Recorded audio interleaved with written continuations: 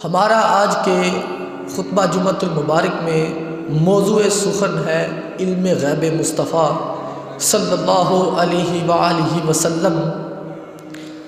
سرکار کے علم کے سمندر کے کنارے کو کون ناپ سکتا ہے؟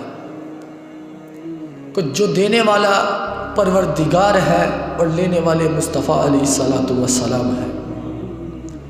آج یہ 1400 سال گزرنے کے بعد مختلف خیالات نے جنم لیا، مختلف لوگوں نے یہ کہا کہ مصطفیٰ علم غیب نہیں جانتے۔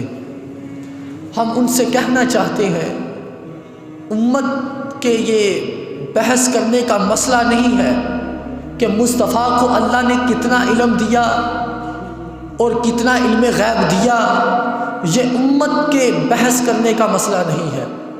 اس پر ہمیں یہی عقیدہ رکھنا چاہیے جو ہمارے امام نے ہمیں عقیدہ دیا۔ سر عرش پر تیری گزر، دل فرش پر تیری نظر، ملکوت و ملک میں نہیں کوئی شے وہ جو تجھ پر آیا نہیں، اور کوئی غیب تجھ سے کیا نہا ہو، اور کوئی غیب تجھ سے کیا نہا ہو، وہ جو خدا ہی نہ چھپ سکا تجھ پر کروڑوں درود و سلام۔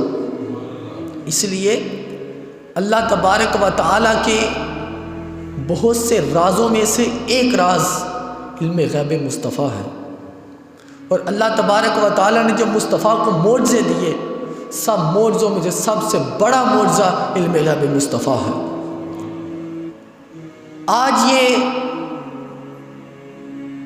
علم غیب کے اوپر مختلف طرح طرح کے لوگوں نے بحث کی۔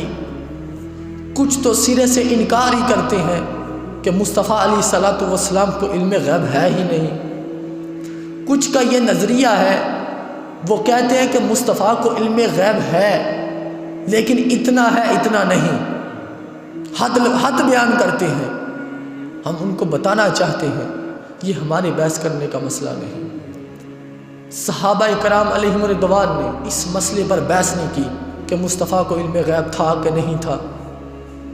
اسی لیے اس کے اوپر میں سب سے پہلے کچھ قاعدے بیان کرنا چاہتا ہوں، جس کو ہمارے امام جو رہنے والے ہند کے ہیں، جو اجمی ہیں، ہمارے امام احمد رضا خان نے کچھ قاعدے بیان کیے۔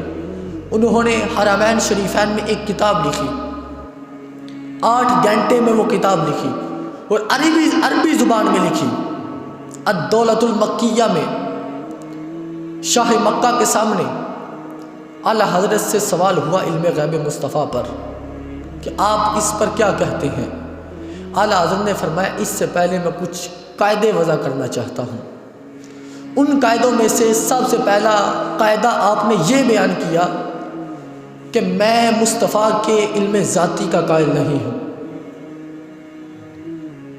مصطفیٰ کے پاس کل علوم غیبیہ ہیں مگر وہ خدا کے دیے ہوئے ہیں۔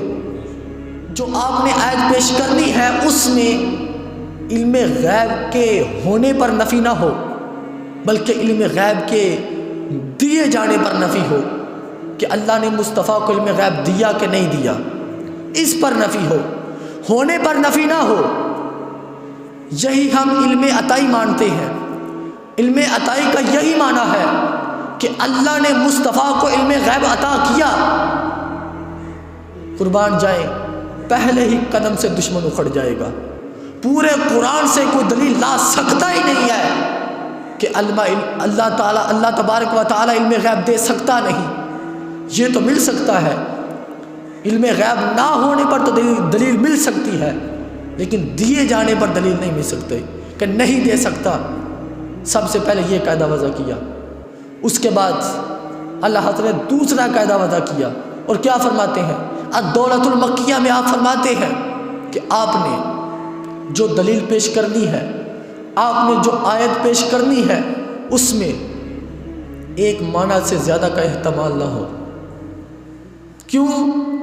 اگر ایک معنی سے زیادہ کا احتمال ہوا تو وہ ظنی الدلالت قرار پائے گی، اور یہ عقیدے کا مسئلہ ہے۔ یہاں قطعی الدلالت کی ضرورت ہے، قطعی الدلیل کی ضرورت ہے اسی لیے ظنی الدلیل کی ضرورت نہیں ہے۔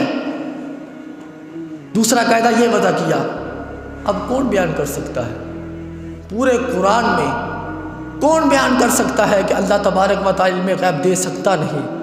اس لیے ہمارا عقیدہ یہ ہے کہ اللہ تبارک و تعالی نے اپنے نبی مصطفیٰ علیہ الصلاۃ والسلام کو علم غیب عطا کیے ہیں۔ اس پر بات کرتے کرتے اعلیٰ حضرت آپ فرماتے ہیں کہ مخلوق کے پاس کوئی بھی چیز، جو بھی چیز عطا ہوگی تو وہ مصطفیٰ کی نعمت عطا ہوگی۔ جو بھی چیز اللہ تبارک و تعالی مخلوق میں سے کسی کو دے گا وہ مصطفیٰ کی نعمتیں دے گا۔ اس پر فرمایا کہ آپ نے جو بیان کیا کہ فلاں کے پاس اتنا علم ہے، فلاں کے پاس اتنا علم ہے، فرمایا سب کا علم دور جائے، لیکن میرا اس میں دعویٰ یہ ہے کہ جس کے پاس جتنا علم ہے وہ دیتا پروردگار ہے لیکن بانٹتے مصطفیٰ ہے۔ وہ اعلیٰ حضرت نے فرمایا لا ورب العرش، جس کو جو ملا ان سے ملا، بٹتی ہے کونین میں نعمت رسول اللہ کی، واللہ یؤتی وانما انا قاسم، دیتا اللہ ہے لیکن بانٹتے مصطفیٰ ہیں۔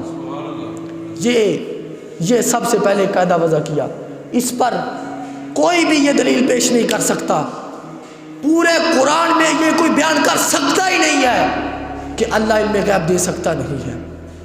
اس پر کون مصطفیٰ کے علم کو جان سکتا ہے؟ کون مصطفیٰ کے علم کو پہچان سکتا ہے؟ وہ جہاں جبریل بھی خاموش بیٹھے ہوں مصطفیٰ بتا دیتے ہیں، جو خود فرماتے ہیں کہ میں پوری کائنات کو کف دست دیکھتا ہوں، فرمایا کہ میں غیر محسوس چیزوں کو بھی محسوس دیکھتا ہوں۔ یہ مصطفیٰ کا علم ہے۔ اس پر میں ایک حدیث پیش کرنا چاہتا ہوں جو صحیح بخاری میں ہے، اس کی جلد نمبر اول صفحہ نمبر 453 پر ہے۔ اس حدیث کے راوی طالب و مطلوب رسول، مرید و مراد رسول، شوکت اسلام، زینت اسلام، حضرت عمر بن خطاب فاروق اعظم رضی اللہ تعالی عنہ اس حدیث کے راوی ہیں۔ آپ فرماتے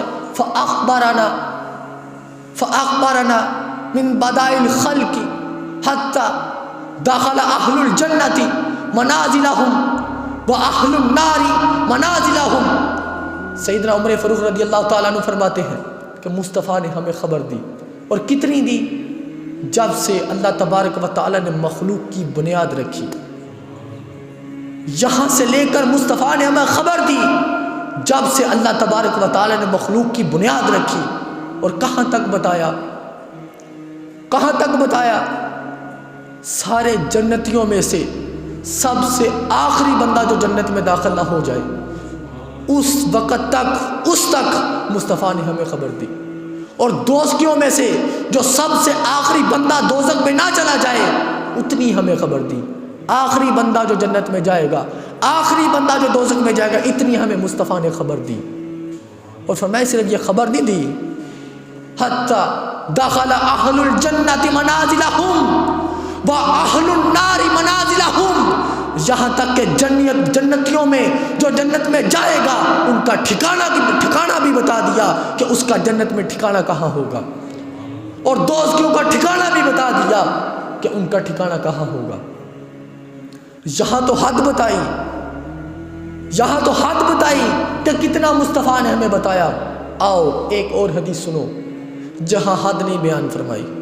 صحیح مسلم جلد نمبر 2 صفحہ نمبر 390، اس حدیث کے راوی حضرت ابو زید انصاری رضی اللہ تعالی عنہ، حدیث کے الفاظ ہے صلی بنا رسول اللہ صلی اللہ علیہ وسلم الفجر صعد المنبر وخطبنا حتى حضرت الظهر فنزل ثم صلى ثم صعد المنبر وخطبنا حتى حضرت العصر فنزل ثم صلى ثم صعد المنبر وخطبنا حتى غربت الشمس فأخبرنا بما كان وبما هو قائل۔ اس حدیث کا مطلب یہ ہے، فرماتے ہیں کہ مصطفیٰ نے ہمیں فجر کی نماز پڑھائی، فجر کی نماز پڑھا کر سرکار منبر پر چڑھے اور ہمیں خطاب کرتے رہے کرتے رہے کرتے رہے یہاں تک کہ ظہر کی نماز کا وقت ہو گیا۔ ظہر کے وقت سرکار منبر سے نیچے تشریف لائے، ظہر کی نماز پڑھائی، راوی فرماتا ہے پھر سرکار منبر پر چڑھ گئے، پھر راوی فرماتا ہے پھر سرکار منبر پر چڑھ گئے اور ہمیں خطاب کرتے رہے کرتے رہے کرتے رہے یہاں تک کہ عصر کی نماز کا وقت ہو گیا۔ سرکار منبر سے نیچے تشریف لائے، عصر کی نماز پڑھائی، پھر سرکار منبر پر چڑھ گئے، پھر خطاب کرتے رہے کرتے رہے کرتے رہے حتی غربت الشمس، یہاں تک کہ اس دن کا سورج غروب ہو گیا۔ فرماتا ہے اس پورے دن میں ہمیں کیا بتایا؟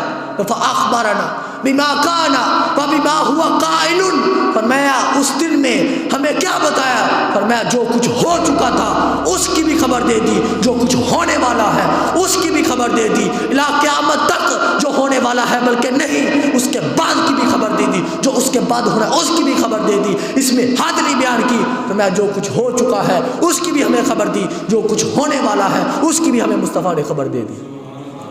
یہ سرکار کا علم غیب ہے، یہ سرکار جانتے ہیں جو کچھ دنیا میں ہو رہا ہے، جو کائنات میں ہو گیا ہے، جو کچھ ہونے والا ہے، سب کو ہمارے مصطفیٰ جانتے ہیں۔ اس پر ایک اور حدیث پیش کرنا چاہتا ہوں۔ یہ حدیث مبارکہ صحیح بخاری میں ہے، اس کی جلد نمبر اول ہے، صفحہ نمبر اس کا 102 ہے۔ دوسری دلیل صحیح بخاری میں جلد نمبر اول اس کا صفحہ نمبر 59۔ اس حدیث کے راوی حضرت ابو ہریرہ رضی اللہ تعالی عنہ ہے۔